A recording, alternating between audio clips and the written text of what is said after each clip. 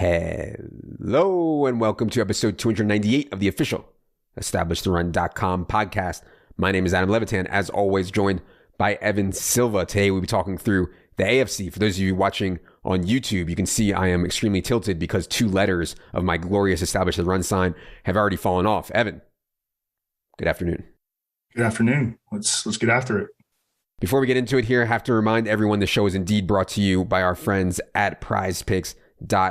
If you're in a place like New York or California or Texas or a bunch of other states, you cannot bet legally on player props, but you can on PrizePicks. If you want to give them a try this week, they have 100% instant deposit bonus up to $100. Use promo code ETR to get the best deal or use the link in the show notes. Again, promo code ETR at PrizePicks.com for the instant deposit bonus and the best deal. All right, Evan, AFC, Baltimore. I mean, they squeezed out a win, man, but Lamar 4 picks. It was a really weird, ugly game. I don't know how many takeaways to have, but like some of these Lamar throwing games are like really scary. What do you see out of the Ravens win over the Browns? Yeah, all 4 of his interceptions were intended for Mark Andrews. And it seemed to me like the Browns were really keying in on Mark Andrews because Lamar was thrown into crowds and he made bad decisions, and it was just a bad game. And they were lucky to come out with a victory. I mean, the Browns offense, and we'll get to them. You want to talk about a broken offense. Yeah. But I think that Lamar will bounce back. Other than that, I think the big takeaway continues to be that Devonta Freeman has really run away with the RB1 job in Baltimore. Not a fun guy to play. Doesn't bring a whole lot of big playability to the table, but he is averaging almost 17 touches per game over their last 4. And, for all these fantasy teams that are depleted by all these injuries, and again, this week 12 was incredible for all the skill position player injuries. Devonta Freeman is like an asset at this point. Yeah, I mean, at Steelers next, then they play the Browns again. I could see both those games being kind of like low scoring and ugly too. It's just not the best setup right now, I think, for the Ravens. But yeah, I mean, I'm certainly not giving up on Lamar, but yeah, bunch of AFC North battles coming up. Bills. So the big story on Thanksgiving, or one of the stories on Thanksgiving, was Zach Moss healthy scratch. And so they go with Devin Singletary for 45 snaps and 26 routes. Matt Breida, 21 snaps, 9 routes. Not a huge thing because I don't really like playing Buffalo running backs anyways, but thought it was at least worth noting. What'd you see out of the Bills' kind of easy win over the Saints on Thanksgiving? We talked a little bit about how Stephon Diggs would be like a bad matchup for Marshawn Lattimore. And I think that proved to be the case. Stephon Diggs didn't have a monster game. I think 7 for 72 and 1, but a pretty darn good game. And he's been consistent. I know he hasn't had those monster games that he did very often last year, but he's been very, very consistent. And he's largely matchup proof just because of his route running ability. He's so difficult to cover. Josh Allen was the quarterback 1 overall on the week in fantasy. And on the season, he is the overall quarterback 1, and he has a 3 points per game margin over the number 2 overall fantasy quarterback. So, and again, even in games where he plays poorly, he's still solid in fantasy. When he plays really well, he's a week winner. Yeah, massive game on, I believe it's the Monday night game, Bills Patriots this week.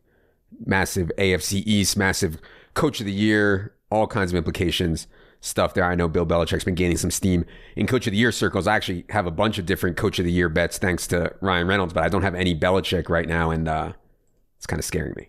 I think he has never won Coach of the Year. Oh, really? God. Yeah. He's going to, God, they're going to give it to him. Bengals.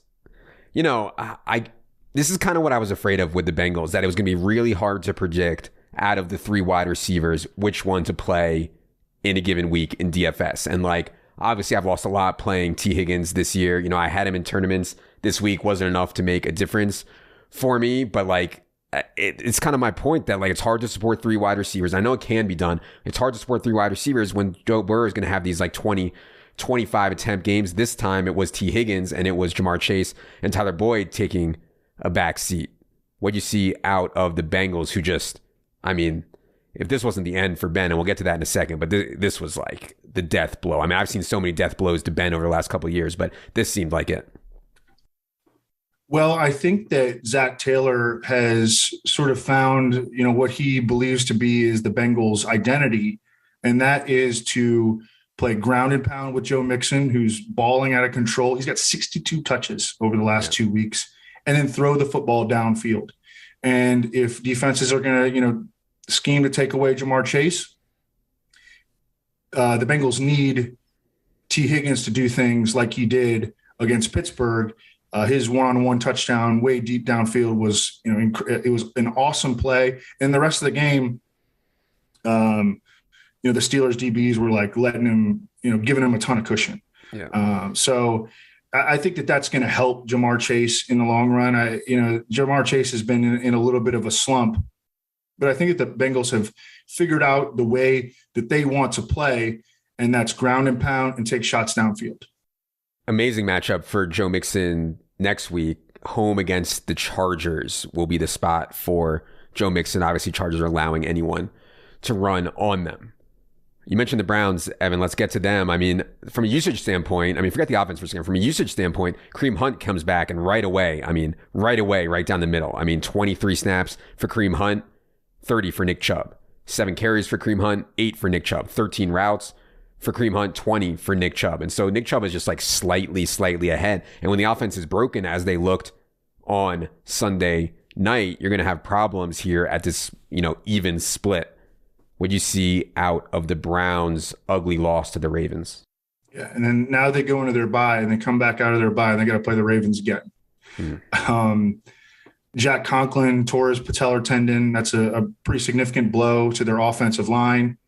It looked like, did Kareem Hunt aggravate his injury late in the game? He said tightness or something like that. Okay. I don't know if it's an aggravation or not, but yeah, certainly worth watching. Yeah. Baker Mayfield has been playing so poorly that it's like now a weekly thing that the reporters are asking Kevin Stefanski if they're going to bench him. Kevin Stefanski vehement that they're not, but you have to wonder if they come out of their bye and he continues to play poorly. He's not getting help from his receivers either. Their receiver core is one of the worst in football. It's ugly in Cleveland right now. Really is. I know. I'm interrupting the video. Wah. But if you're enjoying this video and want to see more fantasy football and DFS content like it, please just take 2 seconds, hit the subscribe button, hit the thumbs up button. Really does go a long way for us, and we'd appreciate it. Thank you for watching, and now back to the show. Denver played a really good game, man. They played a really good game, but from a fantasy perspective, I feel like it's just too many guys for Teddy Bridgewater to support. You have Melvin and Javonte splitting. You have Fant, who's impacted by Albert O. You have Sutton and Judy and Patrick, and nobody's really separating greatly there. Play the Chiefs next, but I don't have great conviction on any of these. I think they're all good players. I think they're all viable at some time. I just don't know who it is going to be on a weekly basis. What do you see out of Denver's win out of the Chargers? Well, Teddy is banged up. He came out of this game at one point. Drew Lock went in. The Broncos coaching staff does not like Drew Lock. But, these are their quarterback options right now. So their best means of playing offense is to pound the ball with Melvin Gordon and Javonte Williams. And, I have no doubt that that's what they're going to try to do against Kansas City. And game script could, end up influencing that. But that's the way that they almost have to play. And, it's probably the preferred way of playing for Vic Fangio anyways. I would, and I know this story was off season, but if Denver doesn't have a plan to go get Aaron Rodgers, I think they're making a mistake. This team could be with Aaron Rodgers next year could really be something. Oh yeah. Houston. We don't normally spend time on Houston, even against the Jets, I couldn't click David Johnson or Rex Burkhead, even though it was an incredible spot for both of them. I guess if I had to be forced, I'd prefer Burkhead, but against the Colts coming up, I don't think there's really much to look at here. Anything for you on the Texans? I think that about sums it up. The Colts, they came out with the game plan that everybody has, and I'm excited to watch Hard Knocks. I don't know if you're watching Hard Knocks, the in-season Hard Knocks on the Colts, but it's actually really good and really interesting. And And I'm excited to see if they have any game plan stuff on Tampa, because to me, it was clear that they took the game plan everybody else takes against Tampa. We're going to throw. This week, though, I mean, they're going to get back to the JT game plan. And for those guys who've been watching Hard Knocks, like the GM and the coaches just like sit around and like jerk off to Jonathan Taylor tape. Like, it's amazing. Like, they just love having Jonathan Taylor. They call him the best back in the league. Like, they know it. So here against Houston, obvious JT spot. But anyways, they could have won this game against the Bucs, man. That would have been a really good win for them. What'd you see out of the Colts? Yeah, and I also thought that, Carson Wentz deserves some credit. I thought that was his best game in years. Yeah. And they still left quite a bit on the field because Michael Pittman had some drops. Wentz missed them a couple times. He had 10 targets. He was so close to having a big game. He slipped on a route where he probably would have scored a touchdown. He was very close to having a big game. I'd be sticking with him against Houston for sure. The Colts have scored 30 or more points in 6 of their last 7 games. I mean, they have really turned their season around. I know they were unable to get this win, but they should be able to pound the Texans, and then they get their bye, and then they come out of their bye against New England. But they're playing like a top 10 team for sure right now.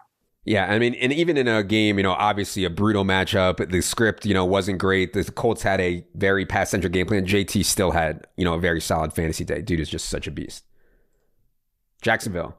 So we lost Dan Arnold for the season. Had a lot of fun with Dan Arnold in the middle of the year, playing him and talking about him with Leone. But now Dan Arnold's done for the year. At the same time, James O'Shaughnessy came back. First time since week 2 when he hurt his ankle, I think it was. James O'Shaughnessy ends up running 37 routes on 45 dropbacks. If you're stone desperate for tight end help, we'll get to Foster Moreau in a second here. But if you're stone desperate, I think you could do worse than James O'Shaughnessy. Also, I ended up playing Laviska Shenault on DraftKings Sunday. He had the slot role. He had a 21% target share. Like, it was fine. But his ADOT is just so pathetic. And, like, offense just can't make big plays. What'd you see out of the Jaguars? Yeah, and he's behind technically not only Marvin Jones, but also Laquan Treadwell, who is now the Jaguars' number 2 receiver. And because Laviska Shenault is a slot and he doesn't play in the two receiver sets. Yeah. But at the end of the day, like, he's out there for almost all the passing stuff. And I mean, he led the team in targets. It's just so tilting. Right. The peripherals were good. Yeah. But yeah, it's rough. The rumor now, because Brian Kelly, the Notre Dame head coach, went to LSU, is that Urban Meyer could end up going to Notre Dame. That's been a long time rumor. Mm-hmm. But I don't know. Well, that probably won't happen until after the season. Yeah. Yeah. And I thought James Robinson actually health-wise looked good, and he was fine, 17 for 86 and caught 3 of his 4 targets. Like, offense is just not where it's at. Chiefs come off of their bye, home game against Denver. As we said, I mean, what we saw, just to reiterate what we saw before the bye with the Chiefs, the big story to me was CEH coming off his injury, Clyde Edwards-Helaire coming off his injury and immediately playing well ahead of Darrell Williams, which was honestly not what I expected. But now coming off the bye, CH should be even healthier. Easy to project that one. Anything on the Chiefs? No, I think that's the big story, is that Clyde Edwards-Helaire before the bye, retook the lead back role pretty convincingly for Kansas City. And so he should be right back in the mix as a fantasy play against Denver. They got Denver, then the Raiders, and then the Chargers. So pretty nice schedule, I think, for CEH over the next 3 weeks. Andy Reid, lifetime 19-2 coming out of the bye. Chiefs are coming out of the bye here. Yep. Las Vegas. So unfortunately on Thanksgiving, Darren Waller went down with a knee injury. They're calling him week to week, which, to me suggests he's going to miss at least this 1 week here. We've seen this before. Foster Moreau ended up coming in and having a pretty solid game. I don't remember his exact line, but his usage was like almost perfect, and he caught like 6 balls or something like that. And so I think Foster Moreau to me would be preferred over James O'Shaughnessy short term. I don't know how long Waller is going to be out though. So if you need someone for the rest of the year, maybe O'Shaughnessy is better. Either way, I mean, you're obviously drawing really thin with both these guys. But what do you think about Foster Moreau and anything else on the Raiders? He's a good player. He's gonna be out there a ton. He runs routes in the area of the field where Derek Carr is most comfortable throwing the football. We just saw they'll be playing the Washington football team this week. We just saw Gerald Everett have a pretty good game against the football team. So, yeah, Foster Moreau, priority pickup. Djax is coming up, and it's a revenge game against Washington. Oh. God, so old. He looked good, man. He is still fast. He's still really fast. He is really fast. One other small note from the Raiders, Jalen Richard came back. I know that doesn't sound like much, but Jalen Richard ended up running, I think it was 11 routes in this game, which ended up being more than Kenyon Drake, and obviously took some away from Josh Jacobs too. And Josh Jacobs has been playing well in the pass game the last, month or so, but I wish Jalen Richard wasn't in there to kind of muck things up for these backs in the pass game. Rich Bisaccia, the Raiders interim coach, said today that he's that he wants to have packages for Marcus Mariota. So just something to file away. Yeah, I saw a goal. I think I saw a goal line thing. I was obviously a little distracted on Thanksgiving, but I think there was a goal line play for Mariota, if I'm not mistaken. Chargers.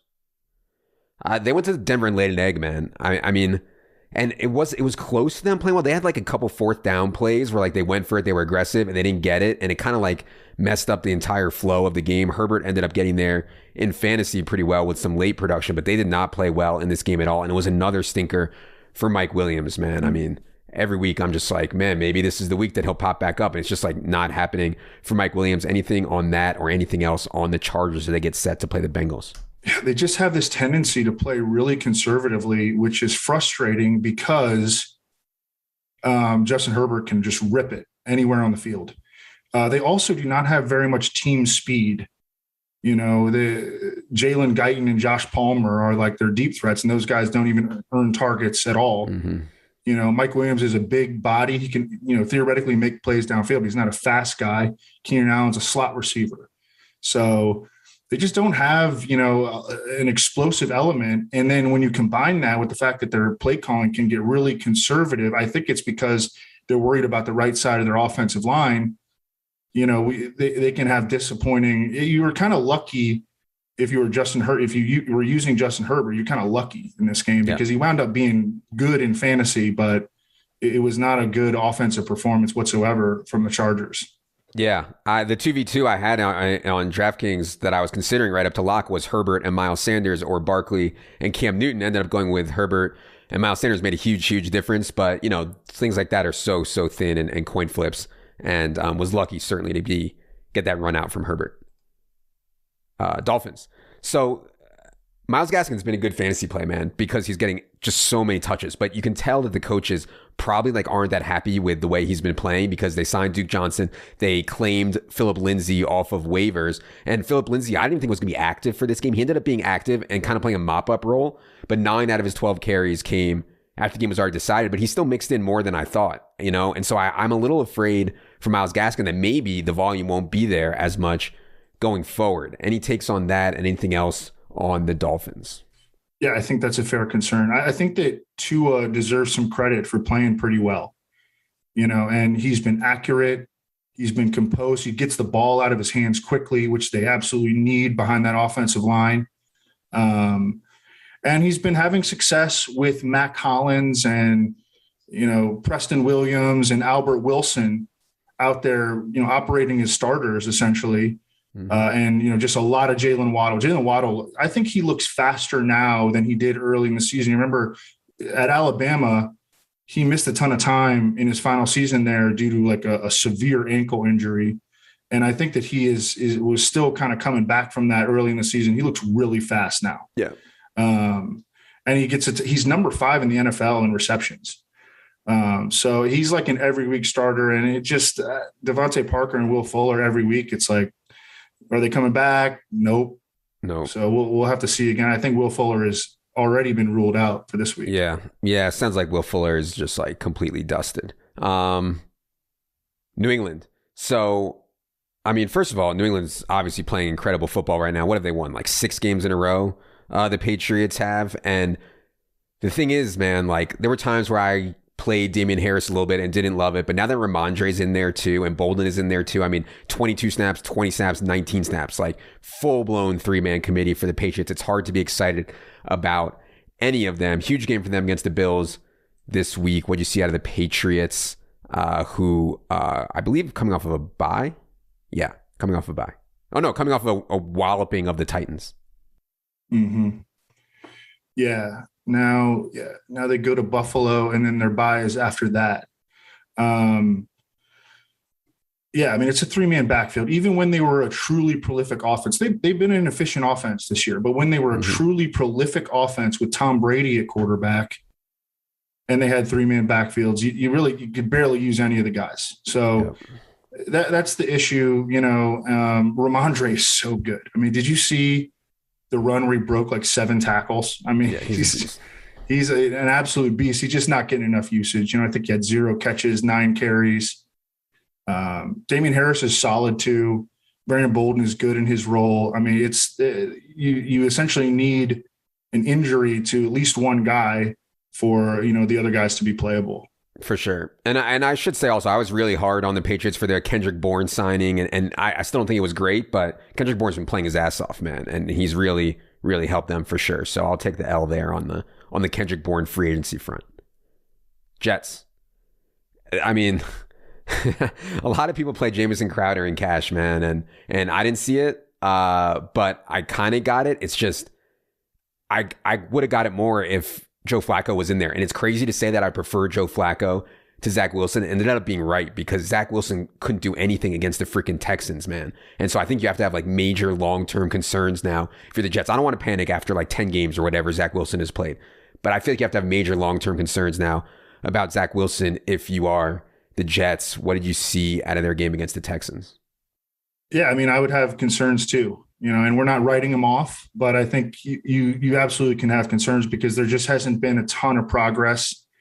I guess there were more positive plays in this one for Zach Wilson than usual, but the matchup was really, really easy. And I don't know. I mean, it's just when you compare and contrast how like Joe Flacco and Mike White performed in the offense against Zach Wilson, it's discouraging. Yeah. Also, I would say that like they clearly don't think Ty Johnson is like a base back at all because they scratched LaMichael Pirine and then they bring in Austin Walter. Austin Walter ends up with 9 carries, Tevin Coleman 16, Ty Johnson 6. I still like Ty Johnson as a pass catcher a lot, and if Mike White was in there, I think he'd be a pretty good play. But with Zach Wilson in there, I don't think it's really happening. I didn't think that Austin Walter would get that kind of usage, but he does know Mike LaFleur from San Francisco, and he jumped right in. I mean, he played well, and I think they prefer the 3-man backfield. Yeah. Steelers. I feel like, I think Ben has been borderline done for 2 or 3 years now, probably, and like this was like the cherry on top. I mean, he was so bad. They were so bad. I get that he doesn't have Juju, no Ebron, no Ray McLeod, but you still have Deontay Johnson out there. You still have Chase Claypool. You have Najee Harris. It just looks like it's total 10 time for Ben Roethlisberger. And we've known that for a while. I mean, this is nothing new, but yeah, it's just like absolute rock bottom for the Steelers in their loss to the Bengals. What did you see out of them? Well, Pat Freiermuth, 5 touchdowns in his last 5 games. Played 76% of the snaps, second highest of the season, but he suffered a concussion late. So, I mean, he is like emerged as, and this is rare for rookies, but as an every week fantasy starter at tight end. It's very rare for rookie tight ends to do that. He's clearly emerged as that, but we're going to have to monitor his health status as he tries to get through the concussion protocol. I actually think that Mike Evans and Pat Freiermuth might share a mother because they were both put on the planet to score touchdowns. I mean, just love it. Titans. Last team we're going to do today is these Tennessee Titans. I almost felt bad for Ryan Tannehill. Like the skill players they put him out there with against the Patriots, like he was young so dead, and we had a bet on Ryan Tannehill yardage under, which was like 200 something. He threw for like 94 yards or something ridiculous. We did get big games from Dontrell Hilliard. We did get a reasonable game from Dante Foreman. So maybe there's something to chew on here. What do you see out of the Titans' ugly loss to the Patriots? Yeah, great call by the establishing the million guys on Dontrell Hilliard. But Jeremy McNichols could be back this week from his concussion. That could eat into his playing time. I just think you start defenses against the Titans. I mean, they are so – first of all, they have struggled in pass protection all year long, and now you pull away all their weapons. They essentially started Cody Hollister at wide receiver in this one. I mean, they are broke at the skill positions, can't pass protect. You fire up defenses against the Titans. Home against the Jaguars this week is the Titans. So a battle of two really, really struggling teams for sure as the AFC South continues to scuffle. Okay. That's going to do it for this AFC team by team podcast. Appreciate you all for being here. If you are on YouTube, please hit subscribe. If you are on podcast, please hit subscribe. It is indeed free. For Evan, for producer Luke, I am Adam. Good luck, everybody.